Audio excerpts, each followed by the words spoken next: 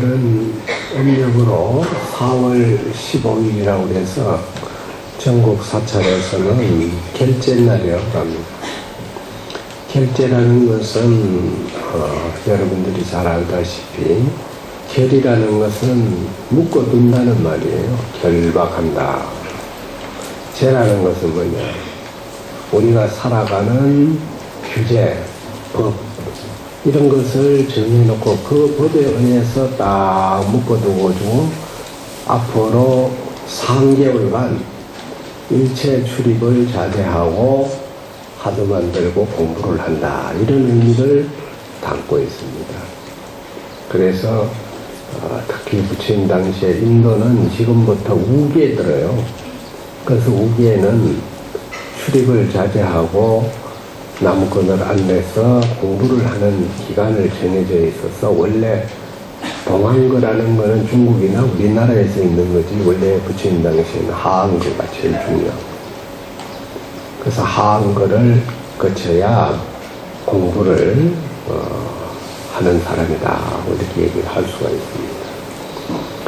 그런데 우리도 선방에 지금 오늘부터 입제식을 가지고 결제를 합니다만은 우리는 보살선언이 되다 보니까 신도님들이 집에서 출퇴근도 하고 또 시간을 지킬 때도 있고 지키지 못할 때도 있고 이렇게 합니다만은 그러나 3개월이라는 그 기간에 어느 때보다도 더 마음을 다잡아 가지고 공부를 해야 됩니다. 근데 선언에서 공부하는 내용을 오늘 간단하게 말씀을 드리고 결제 법문을 대신하고자 합니다. 선이라는 것은 뭐냐? 우리가 흔히 마음 공부를 선이라고 합니다만은 무엇을 마음 공부라고 하느냐? 다시 말해서 물결이 일렁이는 곳에는 그 물 속에 사물이 제대로 나타나지를 않습니다.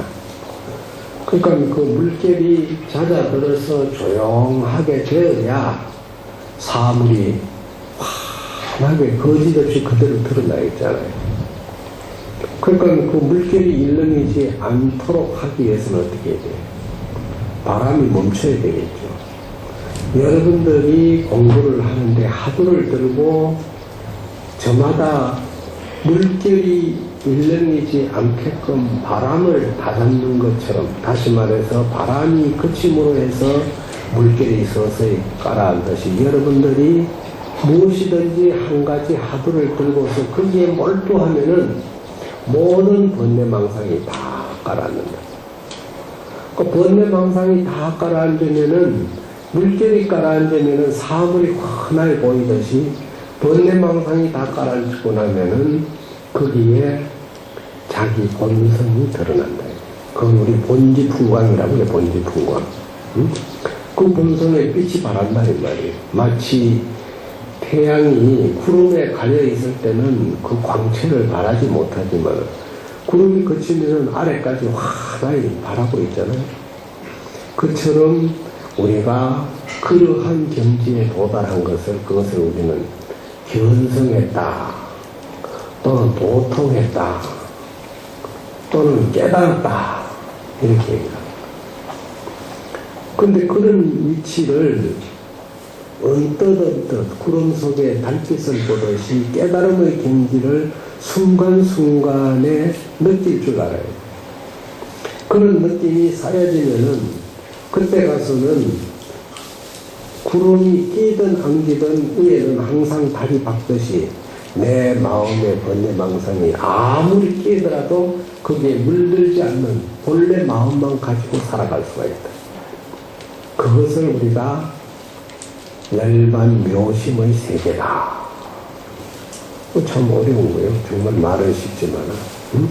그래서 선을 해야 된다. 근데 참선이라 할 때는 원래 참선이라는 것은 선을 하기 위해서 누군가가 공부하는 방법을 제시하면 그것을 들고 참고한다 이런 뜻이에요. 다시 말해서 선을 하려면 반드시 1700공안이 있는데 그 공안을 내가 하나 들고서 그 공안이라는 것은 그야말로 의심을 하는 거야. 응?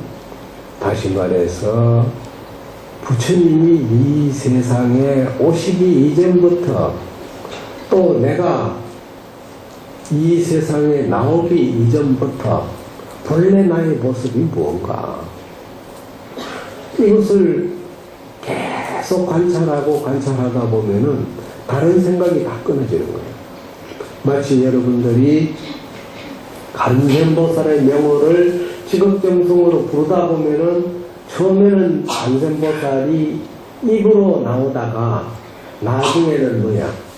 가슴으로 나와. 가슴으로 나오다가 나중에는 마음으로 나온다. 일심으로 나온다.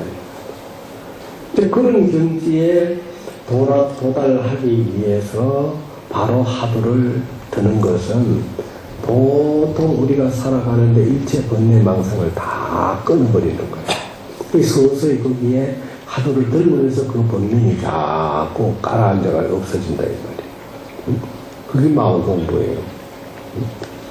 근데 우리가 일상생활에 살아가는 사람들이 그야말로 문 열고 나가면은 모든 것이 아니비 선심이라고 하는 이 오관 기능의 작용에 의해 가지고 여기서 판단하고 옳고 그름을 따지다 보니까 시비분별이 일어나고 그냥 살아가는 것이 복잡해질 수밖에 없는 이런 현실에 놓여 있는데 여기에 마음 공부한다는 건 쉽지가 않죠.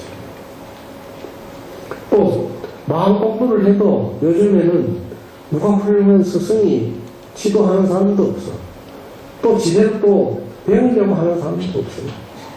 그냥 시간 지키는 거에 가서. 근데 시간 지키는 것만 해도 고맙다고 생각하지 나는. 왜냐?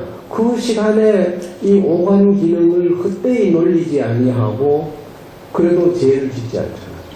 그 선업을 따라가는 거야. 그래서 마음 공부라는 건 좀 쉽고도 어려운 것이다. 응? 근데 우리가 도인이라고 이렇게 하는데 그 도인은 어떤 걸 우리가 도인이라고 하느냐.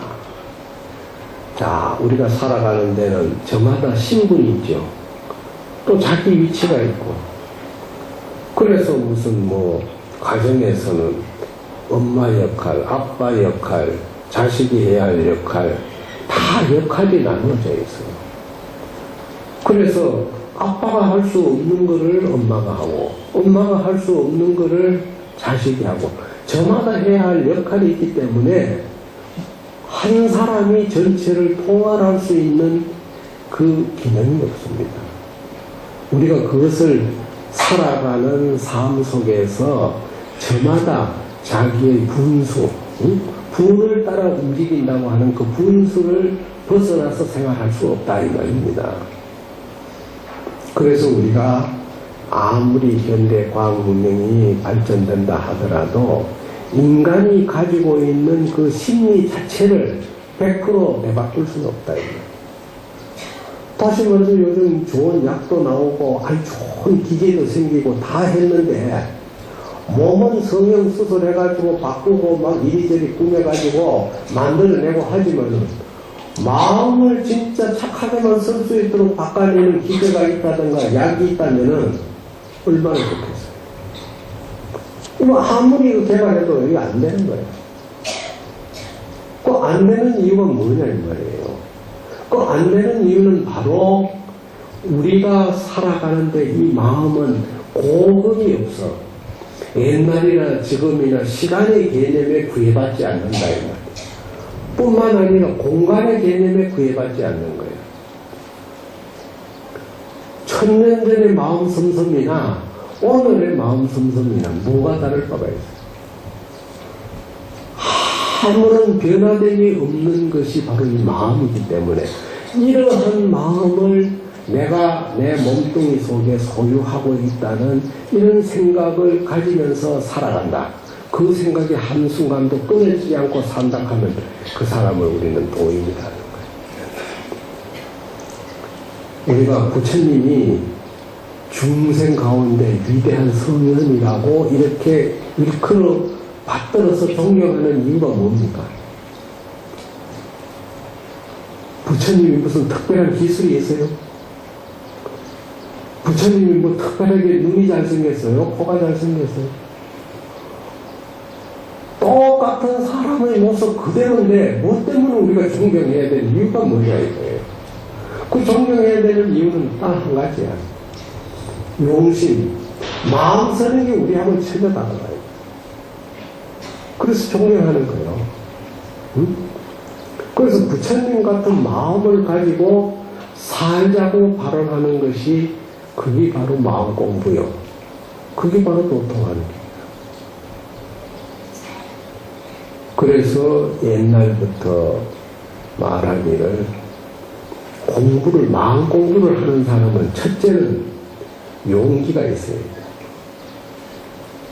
내가 이 마음 공부를 해가지고 어쨌든 내 마음을 찾기 전에는 어떠한 번뇌망상이 몰려오더라도 그걸 다 제어하고 차단하겠다는 이런 용기가 없으면 안 된다는 거예요. 마치 사자가 새끼를 놓으면은 벼랑에 떨어뜨려서 기어 올라오는 새끼에게만 젖을 먹인다는 말이 있습니다. 그럼 왜 그러냐? 사자가 가지고 있는 그 기상을 존중하겠다. 그래서 마음 공부하는 사람은 근본적으로 기상이 살아있어야 돼. 그래서 용기가 없으면 공부를 못해요. 여러분들이 알다시피 근세 도인 스님들이 보면은 전부 다 용기가 있는 스님들. 철스님 같은 분은 해인사에 사시면서 그야말로 옆에 가면은 찬바람이 썰썰 들 정도로 기상이 살아서 그냥 겁이 나는 거야. 닥치는 대로 공부하지 않는 사람에게는 용서와 관용이 없어요. 그야말로 몽둥이 찜질이야. 몽둥이 들고 패는 거야. 그리고 공부하는데 앉아서 좋은 사람 보면은 몽둥이 들고 패니까 성철스님이 문을 쓱 열면은 수자들이 앉아가지고 그냥 꾹꾹꾹꾹 졸다가도 금방 깨버려. 잠이 어디로 도망가는지 몰라. 막 패니까. 그런 기상이 있어요.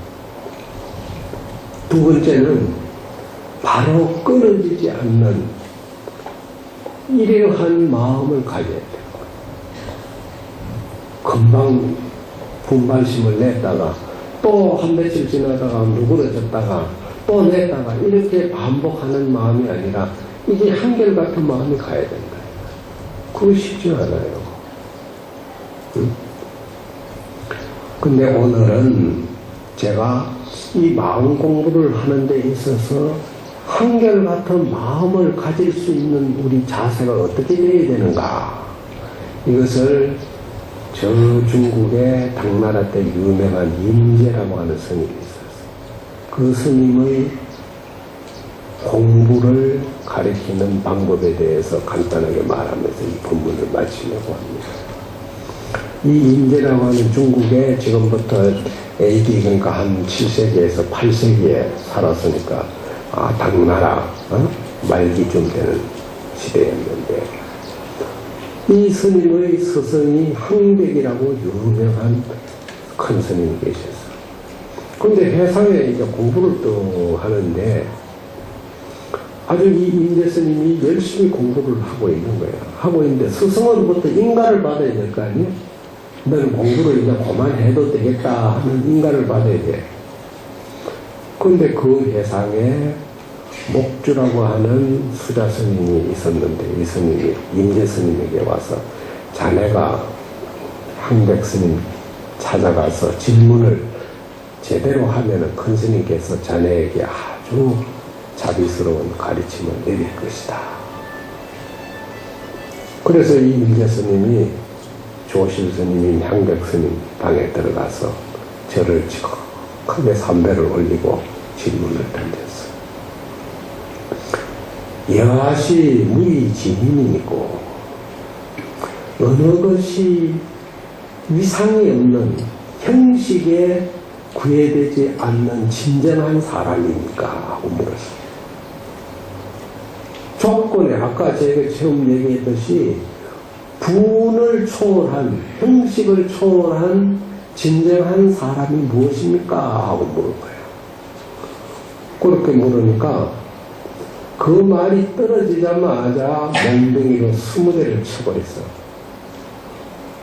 그거 얻어맞고 나온 거야. 그래서 그 목주 스님이 그래 큰 스님 종원 답변을 들었느냐 하니까 아이고 가서 내가 질문을 했더니 몽둥이만 20대 맞고 나왔습니다. 아 이번에 가서 한 번만 더 얘기하니까 진짜 정말 바른 가르침을 줄 것이다. 그런데 두 번째 찾아가서 또 절을 하고 여하시무의 진인이 있고 어느 것이 우리가 살아가는 외형적 조건에 걸림이 없는 참 사람입니까? 하고 물었어. 또 몽둥이 20대를 맞았어. 그리고 몽둥이 20대 맞고 나니까 나중에 감당실에 와가지고 누가 일어나기도 힘든 거야. 그래서 누워서 앓고 있는데 그 스님이, 목주 스님이 다시 와서 이번에 진짜 답변을 들었느냐 하니까 아 이번에도 가서 그냥 똑같이 몽둥이 20대만 맞고 왔습니다. 그러니까 이 목주 스님이 삼세판이라고 한 번만 더 가서 물으면 제대로 아마 가르쳐 줄 것이다. 세 번째 가는 거예요. 참 아픈 몸을 끌고 겨우 그냥 몸을 추스려서 조실스님 방에 가가지고 저를 정성히 삼배를 하고 또 물었어요. 여하시 무의진이 있고 어느 것이 사람이 살아가는데 형식에 구애받지 않는 거기에 끄달리지 않는 참 사람이 무엇입니까? 하고 물어요. 말이 끝나자마자 몽둥이 20대가 또 날라왔다. 60대를 맞고 나니까 혼비백산이 된 정도예요. 그래서 생각하기를 내가 여기에 살아야 될 인연이 없는가 보다. 이 스님하고 내하고 인연이 안 맞는가 보다. 응? 그런 그 생각을 가지고 큰 스님한테 찾아가서 저는 갈랍니다. 이제 여기 고만 살랍니다. 스님 회상에 살아야 될 이유가 없는 것 같습니다. 떠나겠다고 인사를 하니까 그래 어디로 가려면 뭐 갈 길은 정해져 있지 않지만 어딘가로 떠나서 새로운 공부하는 스승을 찾아야 되겠습니다. 그래서 절을 했어요. 그래 절을 하니까 한벽 스님께서 하시는 말씀이 여기서 좀 멀리 떨어져 있지만은 고안이라는데 그 땅에 가면은 거기에 절에 대우라고 하는 큰 스님이 계실 거니까 그 스님 회상에 가서 공부를 열심히 해라 일러준 거예요. 그래서 그 스님 회상에 가가지고 공부를 다 아주 그냥 지극정성으로 공부를 했는데 그것이 바로 마음 공부예요. 근데 그 마음 공부를 깨달음의 경지에 도달하기까지 각고 노력, 다시 말해서 사자와 같은 그 기상을 가지고 정진하지 않으면 마음 공부가 안 돼요. 그래서 이 스님이 훗날 그 한벽 스님의 법을 이어가지고 큰 스님이 됐어. 그때 해가지고 큰 스님이 이제 법상에 더 올라가서 법문을 하는 거예요. 그럼 뭐라고 법문하느냐? 이 육신이 가지고 있는 이 몸뚱아리 속에 무의진임이 들어있다. 이 육신 속에 형식에, 육신은 형식이잖아요. 형식이 있는 거고 유한한 거잖아요. 근데 이 육신 속에 무한한 형식이 없는 참 사람이 들어있다.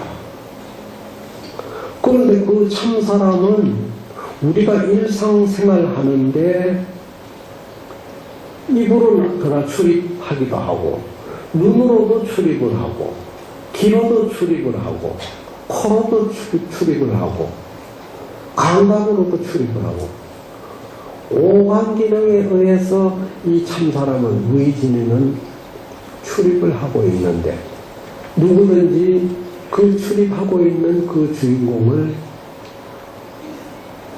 한번 드러내봐라. 인재 스님이 당신이 공부하던 시절에 그 한백 스님 밑에서 질문했던 그 무의진인을 말씀하시면서 우리가 오감 기능에 의해서 활동하고 있는 이 속에 이 무의진인이 출입을 하고 있는데 이것을 한번 여러분들이 잡아서 한번 드러내봐라. 이런 법문을 했다. 그렇게 말씀을 하니까 그 가운데에 수자가, 공부를 하던 수자가 또 일어나가지고 큰 스님께 절을 떡 하더니만은 질문을 던져. 뭐라고 던지느냐. 큰 스님께서 오감 기능에 구애받지 않고 출입을 하고 있는 형식을 떠난 구속되지 않는 참사람이 있다고 했는데 그걸 오히려 스님께서 한번 다시 말해 보십시오 하고 도로 질문을 했단 말이에요. 그러니까 인재 스님이 법상에서 내려와가지고 그 질문하는 수자의 멱살을 잡고 그냥 한 대 집어가가지고 밀쳐보니까 저쪽에 가서 나덩굴이 떨어져 버려요. 그런데 결국은 이놈아 무의진이는 무슨 무의진이냐. 무의진은 똥막대기니라 건식을이라 이랬습니다. 왜 큰 스님이 오감 기능에 구애받지 않고 출입하고 있는 무의진인이 있다고 해놓고 그 수자가 무의진인을 물으니까 아마 무의진인이 어디 있느냐. 무의진인이 똥막대기라 이랬는데 왜 그랬겠어요? 예? 묵묵부답이에요. 이걸 여러분들이 상경을 가시면 참고해봐. 하도록. 응? 왜 그러냐 이 말이에요. 여러분들이 우리가 공부하는데 하도라는 말은 바로 의심이야. 의심을 소위 캐션마크, 딱 물음표. 왜 인재 스님이 무의진을 참 격식에 구애받지 않는 이 오감 진행에 출입을 하고 있는 것이 무의진행이라고 참사람이라고 인재 스님이 말씀을 했는데 그 수자가 그 참사람이 무엇입니까 하고 물으니까 오히려 맥살을 잡고 밀치면서 이놈아 무의진행은 무슨 무의진행이냐 똥막대기다 이렇게 왜 그랬을까? 참 동문서답이야.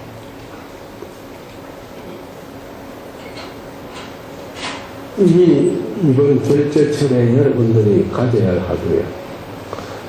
더 이상 이제 본문이 끝났잖아요. 할 얘기 없죠. 답은 각자가 내려야지. 내가 여기서 답을 줘버리면은 공부 그러면 뭐 상경단 할 일이 없어지는 거예요. 응? 그래서 우리가 선이라는 것은 정례라고도 하고 고요할 정자 생각여자 또 사유수라고도 해요. 생각을 닦는다. 근데 생각을 고요히 한다는 말은 바깥으로부터 들어오는 모든 그런 번뇌 망상을 다 차단한다는 뜻이에요. 그리고 생각을 닦는다는 말은 아까 얘기했듯이 왜 격식에 구애받지 않는 참사람을 똥막대기라고 인재 스님이 얘기했는가? 이 생각을 계속 반복해서 원심을 가집니다. 그게 참선 공부. 그런 참선 공부를 여러분들이 해야 됩니다. 선방에 입방한 사람은 지금 화두를 다 들고 있어요. 내려놓고 있습니다. 완전히 오감 기능을 전부 다 차단시켰구만. 하나도 안 들리고. 듣고 나가는데 출입자리에 이 참마음, 참사람이 진짜 들었다고 했는데 이 참사람을 여러분들이 찾아야 됩니다. 그 찾는 마음을 갖기 위해서 각고의 노력을 하는 것이 참선이에요. 그게 선방이에요. 그래서 스님들이 3개월간은 결제라고 해서 선방에 앉아가지고 그 하도를 참고하고 또 해제라고 해서 그 한 곳에 모여서 살아가는 휴일이 풀어진다 이런 뜻에서 해제라고 그래요. 그것을 맞이하게 되면 이제 그때부터는 공부했던 것을 내가 어느 위치에까지 공부가 되었나 하고 점검을 받아야 돼. 그래서 스승을 찾아다니는 거예요. 응? 마치 하은경의 문수동자가 53선지식을 찾아다니면서 가는 곳마다 그 느낌이 다른 것을 나중에 하나씩 깨달아가듯이 내 공부가 어느 위치에 도달하고 있는가 또 이대로 공부가 되고 있는가 이 점검을 해야 되는 거예요. 그런 점검을 받지 않으면은 그 공부가 안 되는 거예요. 그런데 우리 선방에 내가 지금 1년 반이나 됐지만은 누구 하나 와가지고 제 공부가 지금 여기까지 했는데 어느 정도 됐습니까? 하고 물어보는 사람 하나도 없더라고. 다 깨달았는가 봐. 응? 질문 하나 할 일이 없을 정도로 공부가 그렇게 잘 돼 있으면 얼마나 좋겠어요. 응? 그래서 우리가 참선 공부가 얼마나 중요하냐. 저기 고려시대 야원 스님이 한 자경문에도 그런 말이 있어요. 위타위기 스미스님이나 자기도 이해하고 남도 이롭게 해주는 것이 비록 그것이 작은 선행을 닦아가는 것은 사실이다. 그러나 계시윤의 생사입니다. 그것은 결국 생사를 벗어나는 윤회를 벗어나는 그 원인은 될 수 없다. 오히려 거기에 그 범위를 벗어나지 못한다 이랬습니다. 근데 그걸 생사를 초월하고 윤회를 초월할 수 있는 길은 뭐냐 이게. 그런 사람은 정말로 공부할 수 있는 좋은 환경을 찾아다니면서 그 속에서 자기 마음을 닦아야 됩니다. 하늘을 들고 마음을 닦아야 진짜 그런 사람이 우리가 살아가는데 생사를 초월하고 삶에 있어가지고 고통과 즐거움을 둘러보지 않는 그런 원만한 마음을 찾을 수가 있다. 이렇게 얘기했습니다.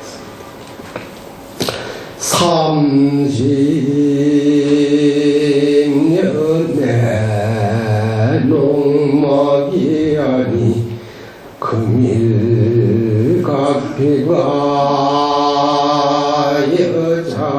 여자박이로다